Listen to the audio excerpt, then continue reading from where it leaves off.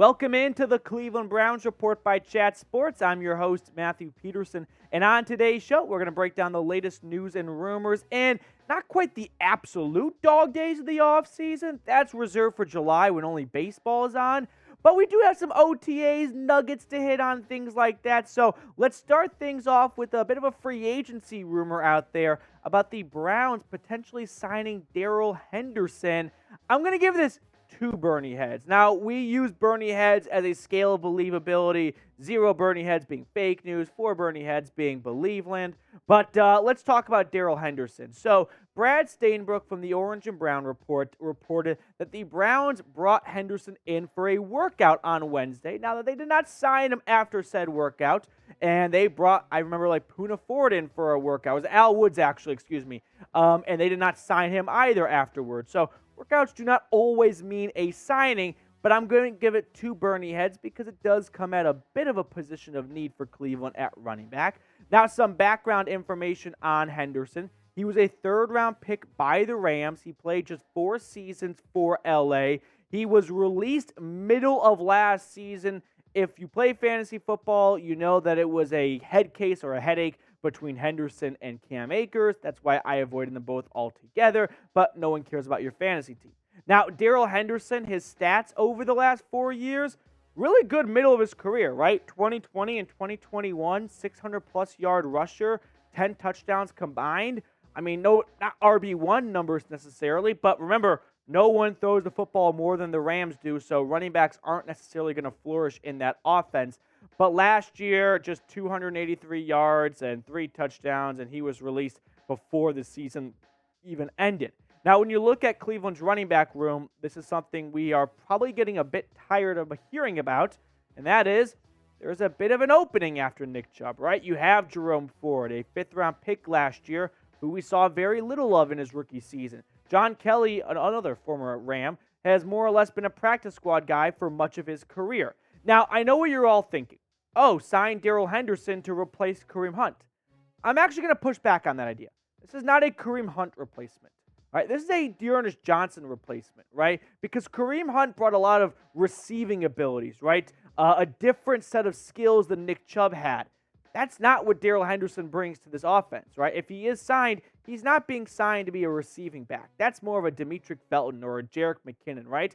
Which is why I think this is a D'Ernest Johnson, just super-duper good depth at RB3. And if his name gets called like D'Ernest did back in 2021, awesome. 3 games he was called upon, 3 times he was awesome, right? But in 2022, we didn't see much of D'Ernest Johnson because Nick Chubb played the entire season, and Kareem Hunt wasn't banged up like he was the season prior, and he was more or less a special teamer. Now, does Darrell Henderson bring a lot of special teams abilities? Probably not, because if he did, I think LA would have moved him to that role other than outright releasing him last season. So I'm not going to get super excited about Darrell Henderson coming here to replace Kareem Hunt. No, this is a D'Ernest Johnson replacement at RB3, if anything. So what do you guys think? Should the Browns sign a running back? Sign or pass? I always love seeing what the Dawg Pound has to say here at the Browns Report. So sound off for me down in the comment section. I just want to take a moment, because this is a rare thing for Browns fans. The team's biggest need on offense right now is an RB2. Really let that sink in for a moment, right? A fan base that has been tortured of a carousel of quarterbacks among many other issues. And before we get ready for the 2023 season, what is the biggest need on our Christmas wish list for the offensive side of things? A backup running back. That is how good this roster is, right? So give a round of applause for Andrew Berry for putting together a roster where we are pulling hairs and bitching and fighting in the comment section about a freaking backup running back. Like, whether it's Jerome Ford or anyone else, at the end of the day, the regular season's going to start. Nick Chubb's going to get 25 carries, and we're going to forget all about who the backup running back even is. Now, speaking of Jerome Ford, Zach Jackson from The Athletic included him in his OTAs write-up and said, Jerome Ford got the first action and first carry in the first team drill. Chubb's absence makes this an even bigger spring for Ford, who impressed the team's decision makers as a rookie, but appears headed for a much larger role this season. I think this is Jerome Ford's season, right? I know we want to either sign another running back like Kareem Hunt or bring him back, sign Zeke, or maybe you don't, because at this point, I don't really want to, honestly. I'd rather see what you have in Jerome Ford, because if you bring back Hunt, or if you sign Zeke, or you sign another back, it's going to be a one-year deal, and they're not going to be on this team past that season. Jerome Ford has 3 more years left on his rookie contract. He very well could be a Nick Chubb replacement.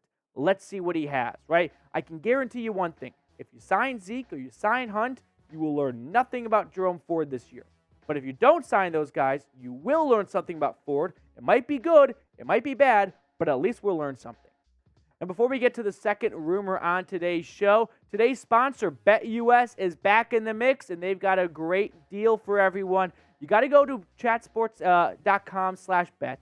Use our promo code Browns125 when signing up, and then BetUS gives you a 125% deposit bonus. Now, what does that mean in English? Basically, let's say you deposit $100. Well, BetUS will match that and then give you an additional $25. So $225 to play with on the NBA Finals, the NHL Stanley Cup Finals, Polish soccer, doesn't really matter. Whatever your craving is, BetUS has you covered. You just have to use that link at the bottom of the screen with this promo code. Moving on to our second story today. Are there major offensive changes coming? I'm going to give it 4 Bernie heads, baby. Believeland. I went there. Yeah, you can bet your bank on it that there will be a lot of changes on the offensive side. Now, Tyler Johnson, who's an awesome Twitter follow, tweeting out, interesting info from Tony Grossi saying the Browns offense is using a lot more pre-snap motion and a lot of movement post-snap as well. It's been said many this offense will look different in 2023. Can't wait to see some changes in training camp. And I agree with, can't wait to see the changes, but also this offense is going to look very different. And allow me to explain. But first, let's go to the horse's mouth. Kevin Stefanski, when he spoke to the media back in March, said this. I think some of the differences were really, really small and some were big. I think they are just 2 different players when talking about Watson and Brissett. They are obviously schematic things you are going to do with your quarterback that has the skill set and then this skill set. You are going to differ while trying not to be totally different. You can't transition completely 180 in the middle of a season, but try to play to each of their strengths. So what I took away from that last sentence there about not changing 180 was that the Browns went into the season with an offense for Jacoby Brissett, right? He was the starting quarterback for majority of the season. If the Browns wanted to make the playoffs last year, they had to win more games with Brissett than Watson, most likely. So they catered an offense to Jacoby Brissett. And of course, once Watson took over, like Stefanski just said, they couldn't flip a switch and change everything for Deshaun Watson. This year, it's different. This year, the whole offense from the first day of training camp, from the first day of OTAs, from the moment last season ended, has been completely centered around Deshaun Watson and what makes him successful. So while some people will go, what do you mean? Last year, Watson was on the team for the whole offseason. Why wasn't the offense ready for him? Because the offense was designed for Jacoby Brissett. Now, here are some changes I think you can expect to see in 2023. An overall uptick in passing. You don't trade the whole farm and give out $230 million just to run the football with Deshaun Watson as your quarterback. They're still going to run the ball. It's probably going to be more carries for Nick Chubb and just a little bit less carries overall, but an uptick in passing in general. I also think you might see some longer route concepts. Now, what does that mean? If you've got a young quarterback or maybe not a very good quarterback, you're not going to have a very expansive route tree. It's going to be very basic stuff. With Deshaun Watson and his ability with his legs to extend plays and his freakish arm talent to throw the football into places no other quarterback can, they're going to have some very elaborate route concepts where guys are going down the field. Hence, the need to add some speed this offseason like they did with Elijah Moore and Marquise Goodwin. And like I said, more carries for Chubb. I don't think this team is going to run the football dramatically less, probably less, but I think you're going to see Kareem Hunt's carries from last year, and like 75% of them go to Nick Chubb, and then 25% go to Jerome Ford. Maybe not that extreme, but something like that. And also, more shotgun, right? Look at the snap type last season from Jacoby Brissett to Deshaun Watson. these are not typos. Both players, 79% of their snaps last year came in the shotgun formation, okay? Now, Watson in 2020, 88% of his snaps were in shotgun. So about a 10% decrease. So this is what Kevin Stefanski was talking about. The offense really didn't change all that much when it went from Brissett to Deshaun Watson. Still heavy shotgun usage, but less than what Watson did in Houston. I think you're going to see more of what Watson did in Houston now that Brissett is not the starting quarterback week 1. Now, for all of my film lovers out there, the X's and O's cravers, you can expect a different look from the Browns in terms of their personnel and packages. More 11 personnel. 11 personnel means 1 running back, 1 tight end, and then 3 wide receivers. 12 personnel, 1 running back, 2 tight ends, and so on and so forth. So basically, more of your passing-friendly concepts with 3 receivers on the field. Early downs, 1st and 10. A lot of teams, like the Browns, like to run the football so they can get some yardage, make it second and manageable, and not face 2nd and 10. That's not going to be the case. You're going to get a lot more of just Nick Chubb and David Njoku as your running back and tight end. No Harrison Bryant on the field. No Jordan Akins on early down situation. And then you have DPJ, Amari Cooper, and Elijah Moore all on the field at the same time. That is a big change you can expect to see in 2023. So make sure to follow along, by the way, for more Browns analysis. We are trying to reach our next milestone here at the channel, 20,000 subscribers. We're less than 500 away. So be a part of the army that gets us to 20K in subs if you're looking for a Browns YouTube channel. Okay, moving on to our third segment now. Is Jeremiah Owusu-Koramoah in line for a breakout season?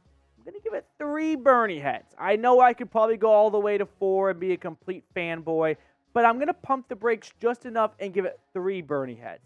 So the reason why we're discussing this is CBS Sports included JOK in an article they put out with players set for a breakout season. And he was one of 7 players mentioned.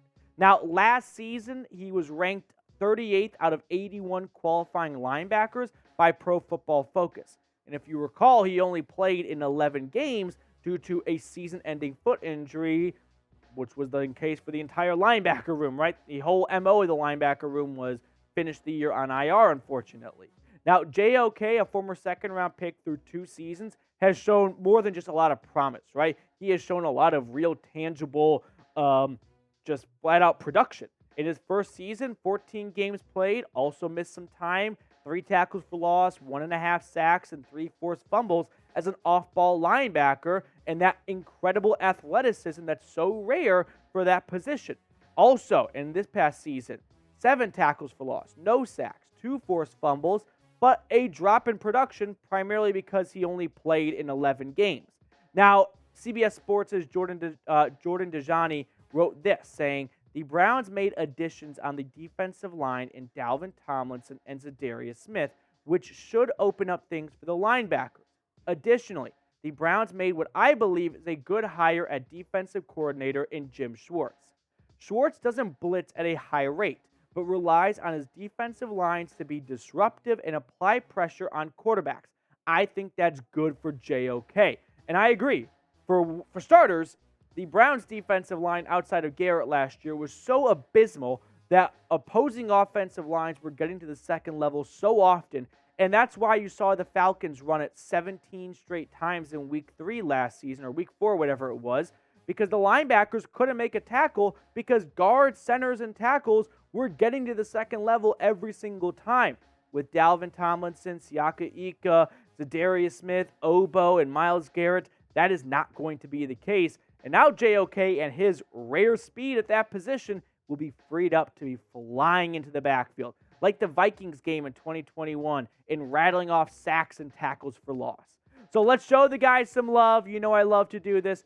Type 28 down in the comment section if you think JOK will have a breakout season. Let's show the former Notre Dame Fighting Irish some love. Now, before we get on out of here, it is the off-season mode. So a new wrinkle we have added to the show to end each episode is just picking a random card from a deck of cards. So I'm going to shuffle it for 5 seconds, and then I invite you to play along. Type a random card into the comments section. See if you get it right. There's really no point to it other than It's the off season. Why not end the show with something a little bit more fun than just see you later? So let's always invite the producer on, Jack Lauderay. What's your card prediction? I'm going to go 10 of hearts. 10 of hearts from Jack. I will go 6 of clubs. One last shuffle for good measure. 6 of clubs. Oh, so close. 7 of spades. 7 of spades. All right, that's going to do it for us on today's show. We'll see everyone later.